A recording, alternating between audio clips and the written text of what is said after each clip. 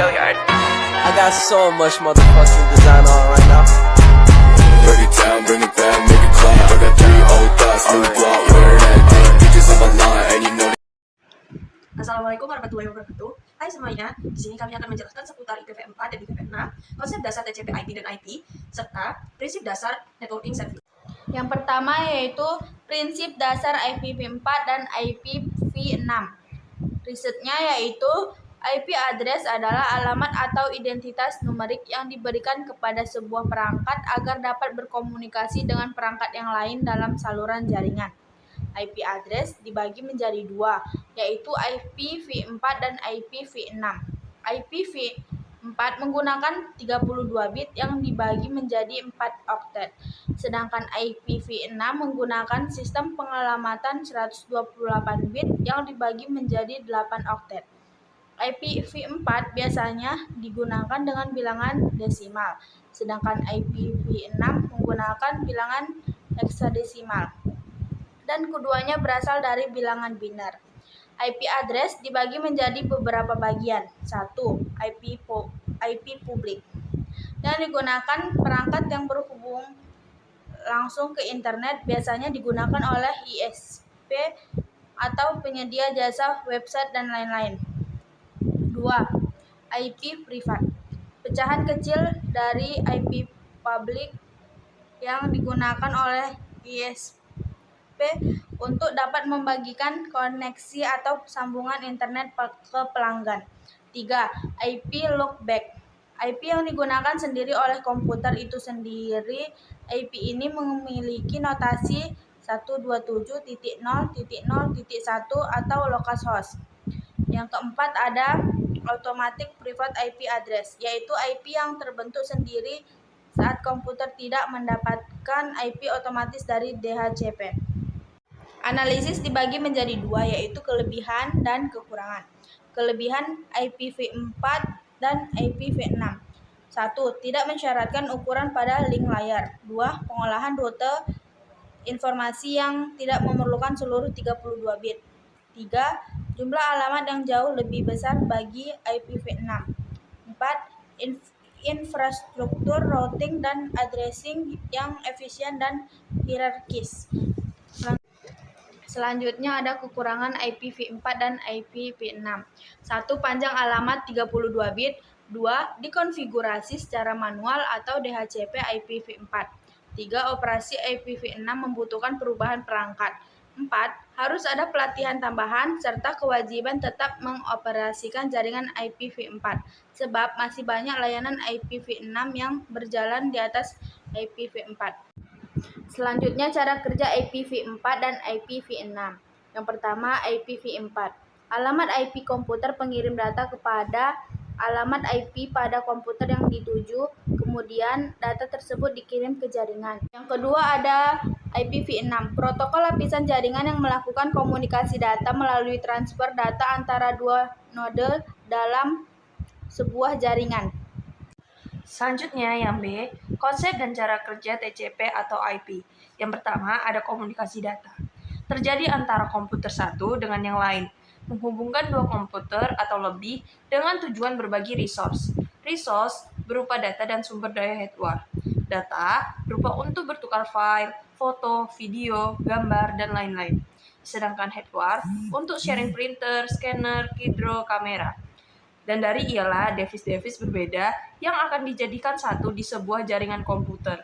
Data dikirim melalui sebuah kabel dan komunikasi data dikirim melalui interface. Interface ada macam-macam, yaitu interface Lightcard, Wi-Fi, wireless. Dan interface ada dua media, yaitu kabel dan nirkabel. Beberapa masalah dalam mengirim data, yaitu komputer tujuannya jauh, data rusak atau hilang, aplikasinya banyak, dan data harus sampai pada aplikasi yang tepat. Menanganinya dengan sebuah pemilahan. TCP atau IP merupakan gabungan dari beberapa problem solving atau pemecahan masalah menjadi sekumpulan untuk mengatur proses pengiriman data dari sumber ke tujuan dan disebut protokol. Dan di sini ada pula analisisnya. Analisis terdiri kelebihan dan kekurangannya. Pertama, kelebihan TCP atau IP. Protokol yang bisa diarahkan ialah yang mengirim datagram melalui rute-rute dan memiliki pengiriman data yang handal dan efisien, bersifat open platform, sifatnya yang terbuka, yang mengirimkan data antara sistem komputer yang berbeda.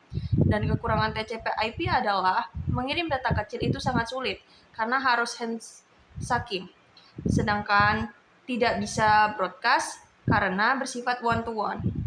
Cara kerja TCP/IP yaitu layer fisik yang meliputi perangkat device seperti kabel, radio, access point, network layer untuk menghubungkan satu jaringan lokal ke jaringan yang lain.